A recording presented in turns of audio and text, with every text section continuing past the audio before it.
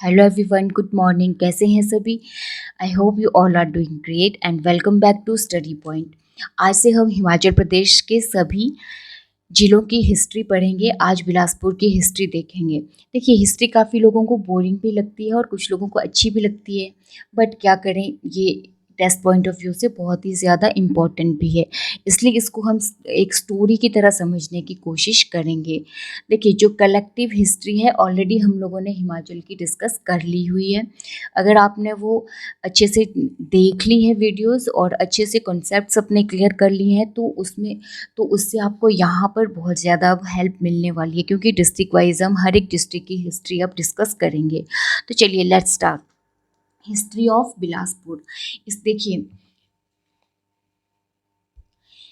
History of Bilaspur, इसका जो प्राचीन नाम है वो क्या है? कहलोर है था, राइट। देखिए, इसका नाम कैसे कहलूर पड़ा, इसके बारे में हम बाद में समझेंगे। तो पहले देखिए, इसकी स्थापना किसने की थी? तो वो की थी वीरचंद ने। वीरचंद जो है बेसिकली ये बुंदेलखंड का था, मतलब कि मध्य प्रदेश का रहने वाला था, और चंदेरी के चंदेल राजपूत वंशज ये माना जाता है इसको, राइट। देखिए, अब थोड़ा सा वीरचंद का बैकग्राउंड देख लेते हैं कि मध्य प्रदेश में जो है ये मध्य प्रदेश के बुंदेलखंड में ये रहता था, और इसके जो पिता थे उनका नाम था हरिहर चंद। हरिहर के देखिए 5 पुत्र थे। इनका जो पहला बेटा था वो था वीरचंद, और फिर था कबीर, सबीर, गंभीर और गोविंद चंद। ये 5 इनके बेटे थे, राइट। इनमें से देखिए, जब ये थोड़े बड़े हो गए थे तो इनके पिता ने यानी कि हरिहर ने इनको साफ साफ कह दिया था कि अब आप लोग बड़े हो चुके हो और अपने फ्यूचर के बारे में आप खुद सोचिए, आप लोगों को क्या करना है। तो इस पर क्या किया, जो इनके 4 पुत्र थे, कौन कौन? कबीर, सबीर, गंभीर और गोविंद। इन चारों ने वहीं पे ही मध्य प्रदेश में ही छोटे छोटे एरियाज को कैप्चर करके वहाँ पे राज करना शुरू कर दिया।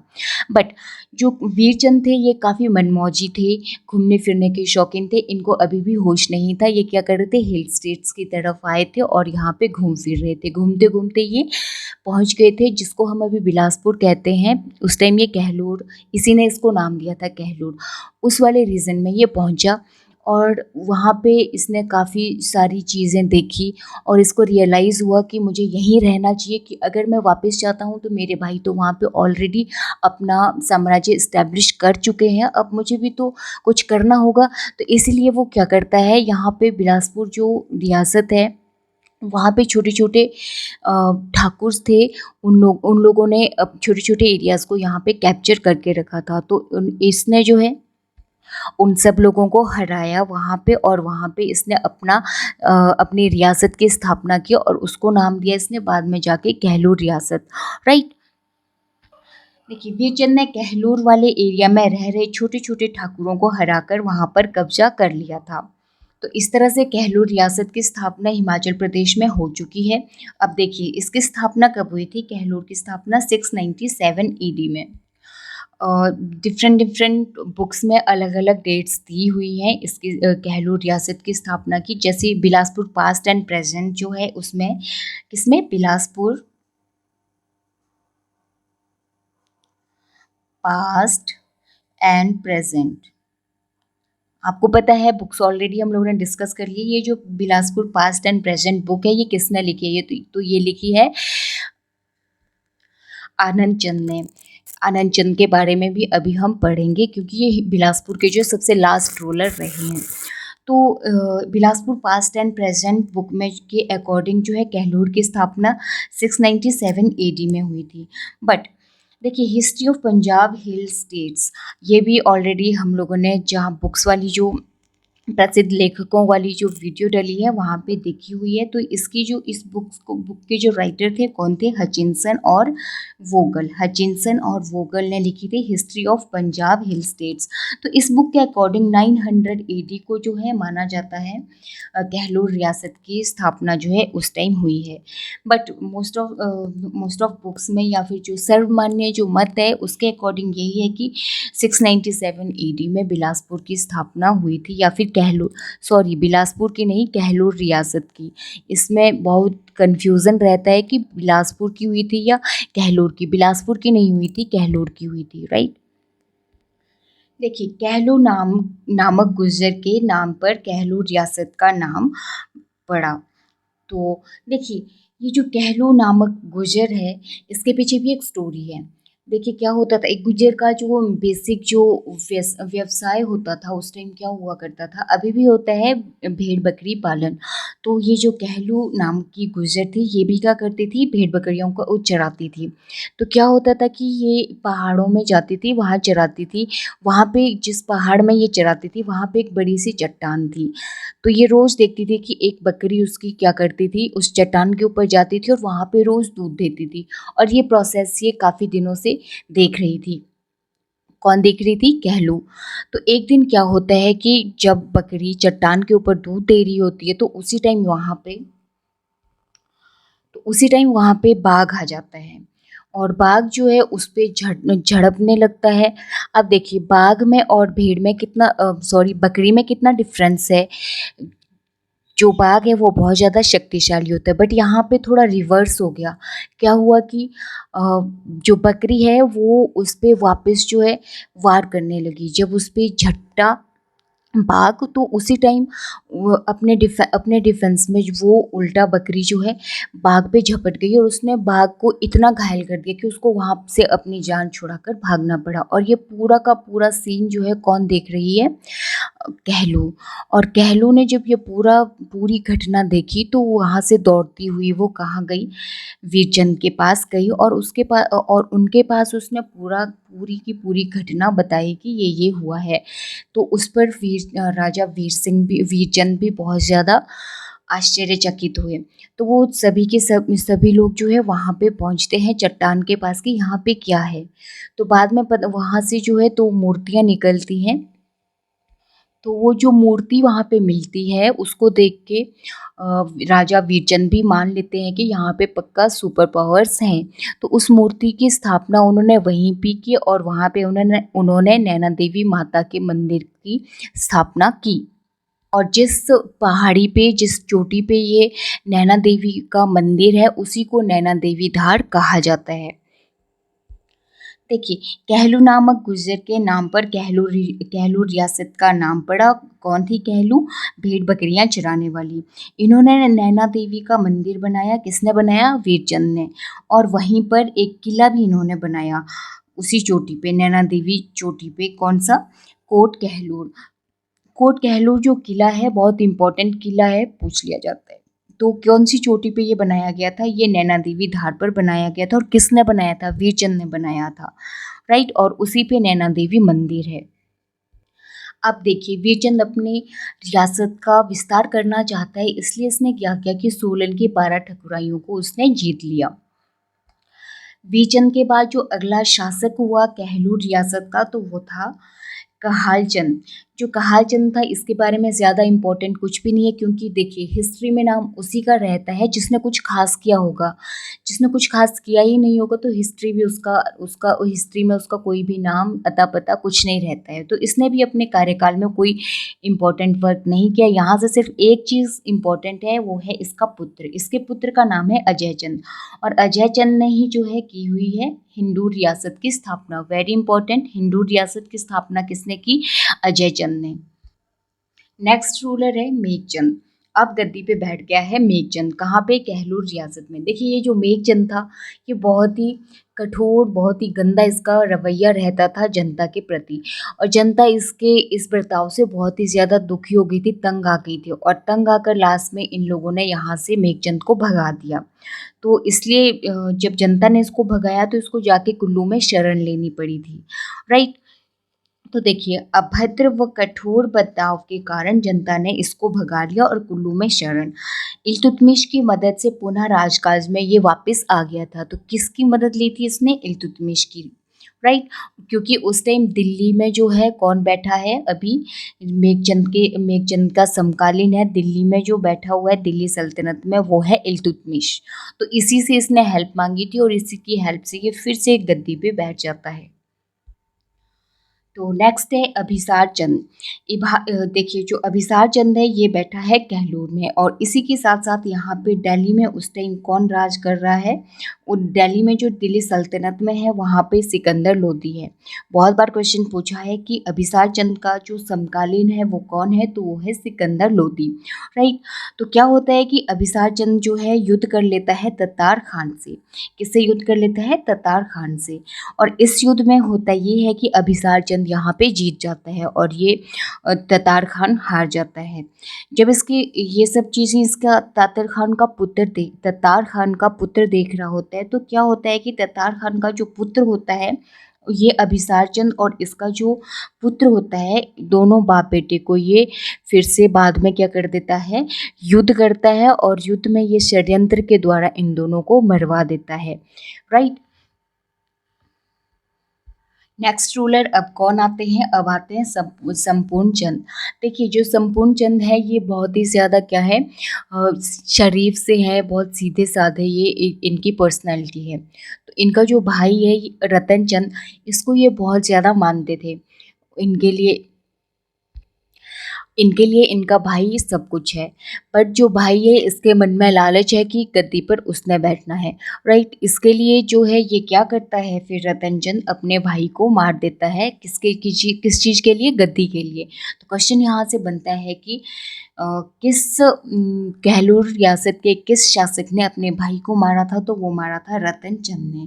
किसने मारा था? रतनचंद ने, राइट। तो इनसे रिलेटेड एक ही इम्पॉर्टेंट फैक्ट है, वो है कि रतनचंद संपूर्ण चंद को किसने मारा था? वो उसके भाई ने मारा था, राइट। नेक्स्ट अब गद्दी पे बैठे हैं ज्ञानचंद। तो ज्ञानचंद के साथ साथ जो दिल्ली में है मुगल का शासन हो रहा है, 1570 की ये बात है जब ज्ञानचंद गद्दी पे बैठे हुए हैं। तो उस टाइम जो 1570 का जो दौर था, उस टाइम वहाँ पे अकबर का राज था। तो अकबर के जो समकालीन है, बहुत बार ये क्वेश्चन रिपीट हुआ है कि अकबर का समकालीन कौन सा शासक है? तो वो है ज्ञानचंद, राइट। देखिए जो ज्ञानचंद था, इसने जो है सरहिंद का जो एक वायसराय था, उसके सरहिंद के वायसराय के दबाव में आकर इसने इस्लाम धर्म को अपना लिया था। कौन से धर्म को अपनाया था? इस्लाम धर्म को इसने अपना लिया था, राइट। देखिए ज्ञानचंद के 3 पुत्र हैं। कौन कौन? बीकचंद, रामचंद और भीमचंद। इनमें से देखिए रामचंद और भीमचंद, इन दोनों ने मुस्लिम धर्म को अपना लिया है, जबकि बीकचंद ने जो है हिंदू धर्म को ही अपनाया। इसलिए देखिए ज्ञानचंद का जो मकबरा है, आपको पता है इस्लाम धर्म में मकबरे बनाए जाते हैं जब डेथ होती है, राइट। तो इनका जो मकबरा है वो भी है पंजाब के कीरतपुर में। कहाँ पे है? पंजाब के कीरतपुर में, जो आज भी आपको देखने को मिलेगा। देखिए ज्ञानचंद के जो 2 पुत्र थे, उन लोगों ने तो मुस्लिम धर्म अपना लिया था, बट जो इनका सबसे बड़ा बेटा था, सबसे बड़ा कौन था? बीकचंद। उसने हिंदू धर्म ही अपनाया, इसलिए वो वहाँ को, वो कहलूर रियासत को छोड़ के वो वहाँ से चला गया था सुनहानी, राइट।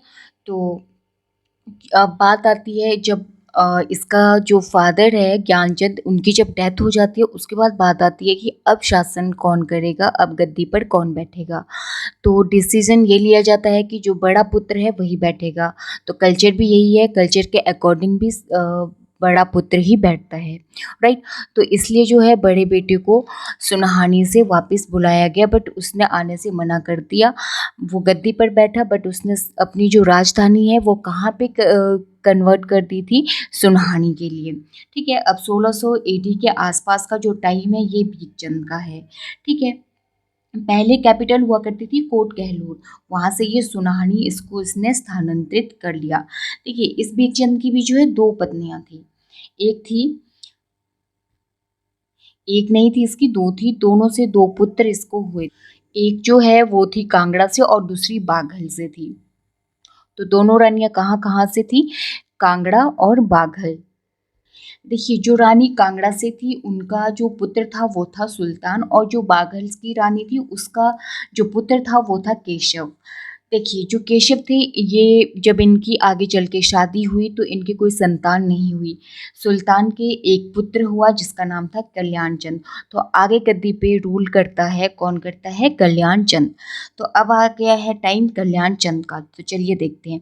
अभी तक हमने कौन-कौन से रूलर्स देखते हैं, एक बार ज़रा रिपीट करके देखते हैं। सबसे पहले वीरचंद आया, उसके बाद कौन था फिर? कहालचंद, फिर मेघचंद, फिर अभिसार या फिर अभिसंत चंद भी इसी को कहा जाता है। उसके बाद संपूर्ण चंद, ज्ञानचंद और उसके बाद भीखचंद अभी हमने डिस्कस कर लिया। भीखचंद के बाद अब गद्दी पे कौन बैठ रहा है? इसका पोता। तो इसका पोता कौन है? कल्याण चंद, जो कांगड़ा की जो रानी है, प्रिंसेस है, उसका ये पुत्र है, राइट। उसके पुत्र का ये पुत्र है। जो कांगड़ा की जो प्रिंसेस थी उसका पुत्र था सुल्तान। सुल्तान का पुत्र ही कल्याण चंद है। अब ये गद्दी पे बैठ रहा है। देखिए, वैसे तो कल्याण चंद से पहले जो है बीकचंद से पहले जो है कौन थे? बीकचंद से पहले थे ज्ञानचंद। ज्ञानचंद के बाद आए हैं बीकचंद और बीकचंद के बाद जो है बैठे थे वैसे सुल्तान। केशव नहीं बैठे थे, सुल्तान गद्दी पे बैठे थे, बट उन्होंने कुछ खास काम नहीं किया तो इतिहास में उनका नाम भी नहीं है, राइट। तो उसके बाद जो कल्याण चंद है, इन्होंने बहुत सारे काम किए हैं, बहुत ही अच्छे अच्छे वर्क इन्होंने अपने प्रशासन में किए, राइट। तो चलिए देखते हैं कल्याण चंद के बारे में। देखिए, कल्याण चंद ने जो है सिखों के छठे गुरु हुए हैं, गुरु हरगोविंद। इनको इन्होंने ज़मीन दान कर ली थी। जो ज़मीन इन्होंने दान कर ली थी वहाँ पे गुरु हरगोविंद सिंह ने कीरतपुर की स्थापना की थी। कीरतपुर की स्थापना किसने की थी? गुरु हरगोविंद सिंह ने, क्योंकि इनको जो है कल्याण चंद ने भूमि दान की थी और उसी भूमि पे इन्होंने कीरतपुर की स्थापना की। क्वेश्चन डायरेक्टली पूछ लिया जाता है कि कीरतपुर की स्थापना किसने की, तो वो की थी गुरु गोविंद सिंह ने, राइट। देखिए, आगे चल के कल्याण चंद ने क्या कर दिया था कि हिंदूर रियासत जो थी, हिंदूर आपको पता है, हिंदूर जो है प्राचीन नाम है नालागढ़ का। तो हिंदूर रियासत की सीमा पर, और सीमा किस किस की थी? कहलूर रियासत की और हिंदूर रियासत की सीमा, उस बाउंड्री पे इसने जो है एक किले का निर्माण कर दिया था, राइट, जो कि युद्ध का कारण बना। अब देखिए, आमतौर पे आप घर गांव में देखोगे, गांव में जो है जब खेत होते दो के, जो बाउंड्री होती है जहाँ से दूसरे का स्टार्ट होता है, वहाँ पे लोगों के सबसे ज़्यादा झगड़े होते हैं, ये मेरा है, ये मेरा है। बाउंड्री से रिलेटेड जो है हमेशा विवाद रहते ही हैं। बाउंड्री में अगर कोई पेड़ भी लगा होगा तो उस पे भी दो दो लोग आपस में हमेशा झगड़ा करेंगे कि ये मेरा है, ये मेरा है, ये मेरा है। तो बाउंड्री में होता ही यही है। तो यही कारण जो यही चीज़ यहाँ पे कल्याण चंद ने कर दी थी कि इन्होंने बाउंड्री पे हिंदू रियासत की सीमा पर क्या कर दिया था? किले का निर्माण कर दिया था, जिसमें कि इन लोगों के बीच में, दोनों रियासतों के बीच में क्या हो गई थी? फाइट हो गई थी। और ये जो बैटल हुआ था इसमें हिंदूर का राजा मारा गया था। अब क्या हुआ कि अब कल्याण चंद में बहुत ज़्यादा घमंड आ गया था, ईगो आ गया था कि मैंने हिंदूर के राजा को भी मार दिया तो मैं तो किसी से भी पंगा ले सकता हूँ। तो इसने पंगा ले लिया अपने ही ससुर से, जो कि इसकी शादी हुई थी सुकेत से। तो सुकेत के राजा श्याम सेन जो है ये इसके ससुर हैं। तो इनके साथ भी किसी एरिया को लेके, किसी क्षेत्र को लेके ही उससे रिलेटेड इसका कोई डिस्प्यूट था, और वहाँ पे भी इसने उसके साथ लड़ाई कर दी अपने ससुर के साथ, और वहाँ पे इसकी मृत्यु हो गई। ये युद्ध में हार गया था और ये मृत्यु इसकी हो गई थी। देखिए, जिस स्थान पर कल्याण चंद की डेथ हुई थी उसी स्थान को कहा जाता है कल्याण चंद की देवरी। क्या कहा जाता है? कल्याण चंद की देवरी, राइट। तो ये थे कुछ एक important facts related to Kalyan Chand, right. देखिए, नेक्स्ट जो रूलर इसके बाद बैठते हैं गद्दी पर, तो वो आते हैं ताराचंद। जो कल्याण चंद थे इनके 8 पुत्र हुए थे, तो 8 पुत्र में सबसे बड़ा था ताराचंद, तो ताराचंद को ही गद्दी पे बिठा दिया गया था, राइट। तो देखिए, ताराचंद ने एक काम किया था, इन्होंने तारागढ़ किले का निर्माण किया था, और ये जो तारागढ़ किला है ये कहाँ पे? हिंदूर में। नाउ क्वेश्चन इज, ये हिंदूर में कैसे इसने बनाया? हिंदूर में इसने इस तरीके से किला बनाया। देखिए, जो रूलर्स होते थे क्या करते थे कि कहीं पे युद्ध करते थे, एक्चुअली में रूलर्स का वर्क ही यही रहता था, युद्ध करो और अपने साम्राज्य का विस्तार करो।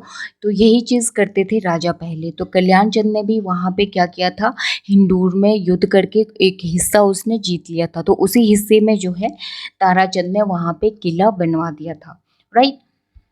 तो चलिए आज के लिए इतना ही, मिलते हैं नेक्स्ट क्लास में। यहाँ से आगे वहाँ पे हम कंटिन्यू रखेंगे। तब तक के लिए थैंक यू। हंसते रहिए और प्लीज़ पढ़ते रहिए। Thank you.